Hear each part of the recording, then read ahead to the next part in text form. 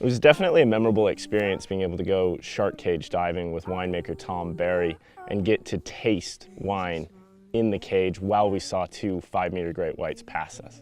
Now, the mood has changed a bit from pristine blue waters to an arid desert here where I've literally got about 5 flies on my face right now, and I'm wearing my jacket to keep the heat of the sun off my back. Now we're about to head into the Nullarbor, an area that was once crossed in the 1840s by Edward John Eyre, a spot that he called a blot on the face of nature, an area that one only comes across in their bad dreams. And we're about to take off and cover some ground to get to Margaret River, an area that produces some great Cab Sav and Sauvignon Blanc in Western Australia.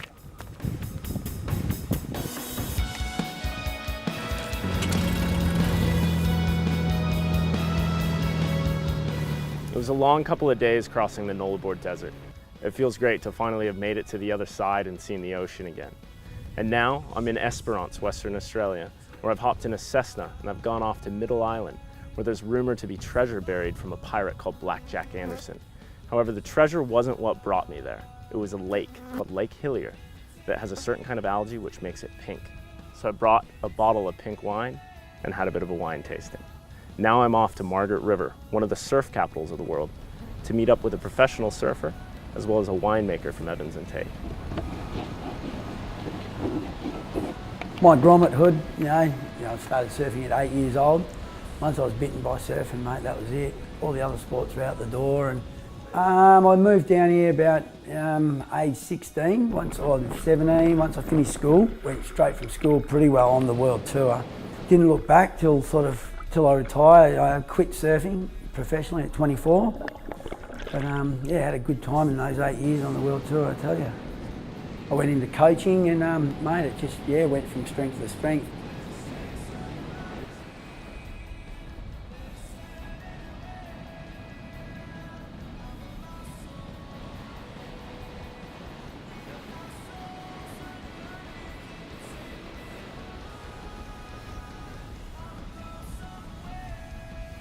Dino, he was, a great kid, and he wasn't the most elite surfer at that stage, but he had promise and he showed a lot of, true grit to get there, and he's worked on it, and now he's just sensational, If it wasn't for him pushing me into solid waves around here, I wouldn't be doing it today. So I definitely got to thank him for that.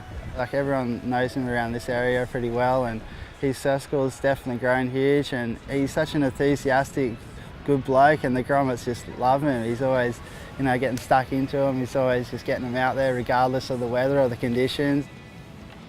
Josh was heading out and had done a bit of a surf this morning, and I was gonna jump in, but I just really didn't feel like the waves were big enough for me this morning. And I could, Margaret River's known for having 10-foot breaks or, 30 feet, from point to top. And that's what I'm really after. I don't really need to go on this small stuff.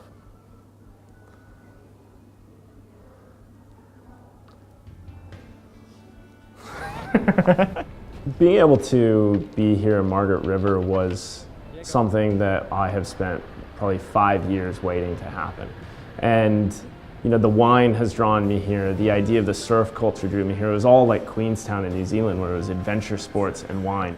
To see these two concepts and these two hobbies mix in the town of Margaret River, in an area that is so beautiful on the Indian Ocean, just makes me want to stay here.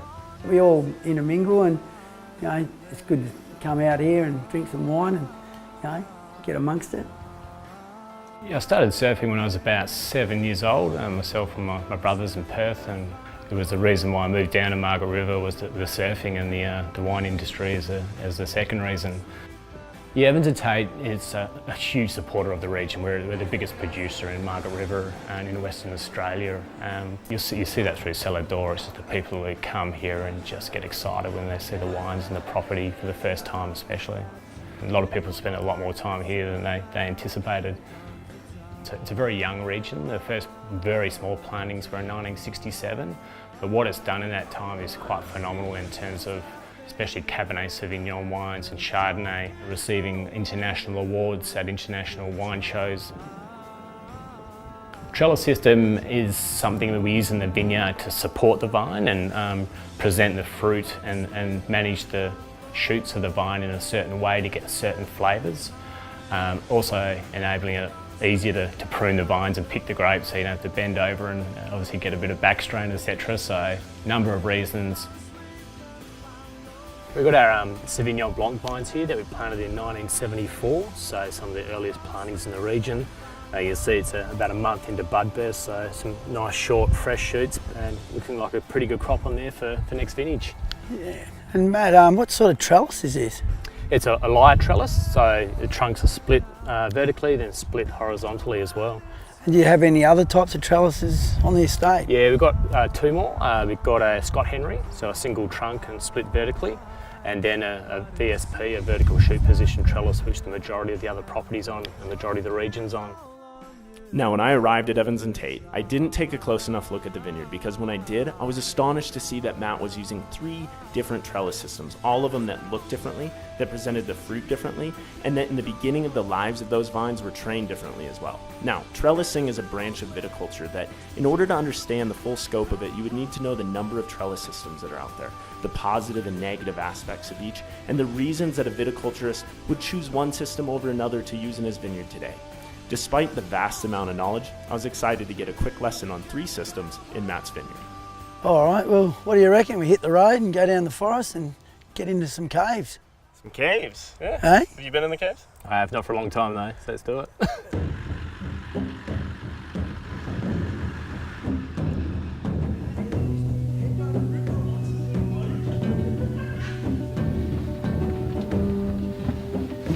As a wave across the Welcome to Middle Earth. we are moving, moving. Say no face the change these bodies make and the way they are facing forward, shoulder to the stone, telling of moving. It takes A wine tourism experience is so much more than what most people see it to be, tasting wine and using big words at cellar doors. For me, it's going off and traveling the world's wine region, seeing the extreme natural beauty that's out there, and of course going on a few adventures while learning a bit about wine on the downtime. To come back to wine tourism after my journey around this country really does hit home, as this is the reason that I started this show.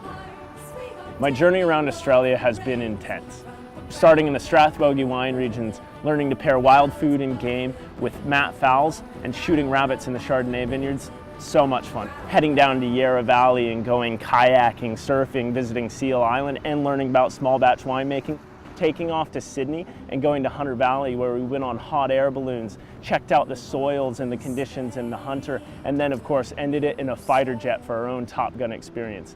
Now, doing my very first skydive over the Australian capital of Canberra and looking a little bit at vineyard selection from new heights was just before we went down to Adelaide, the spot where I learned about wine, and I got to meet up with a guy, Matt Moran, who inspired me to do this show. We went off to Kangaroo Island, caught up with False Cape Vineyards winemaker Greg Follett, and we all went underwater and caught and harvested our own food, and then got to cook it up back at a nice resort on the area. Finally, I wasn't done before we went down to Tasmania, the true adventurous area of Australia, and we got to go fly fishing with a sparkling wine producer and learned all about sparkling wine outside of Champagne.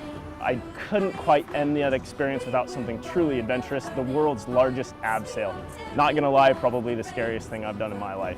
I thought that I was done, but I had to come back to Australia, and I did the world's first shark cage wine tasting with a 5-meter great white, 2 feet from my face, with a winemaker, not only one winemaker, the youngest top winemaker of the year, Tom Barry from Jim Barry Wines, and we got to learn all about the minerals and the soils in the one top white wine producing region.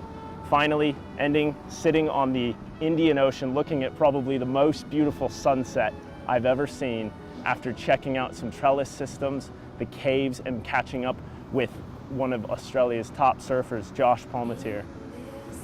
This series has been intense. And even though I'm on the Indian Ocean, and there's so much going on in the vineyards, it's a bit cold, and it leads me to think what's going on in the middle of winter at a winery and a vineyard. And I might check it out somewhere that's a bit closer to home this time. to make it. In the morning, in the rise up, there's a bridge from all that's been. In the dawning, the vines are pushing through the pavement. We were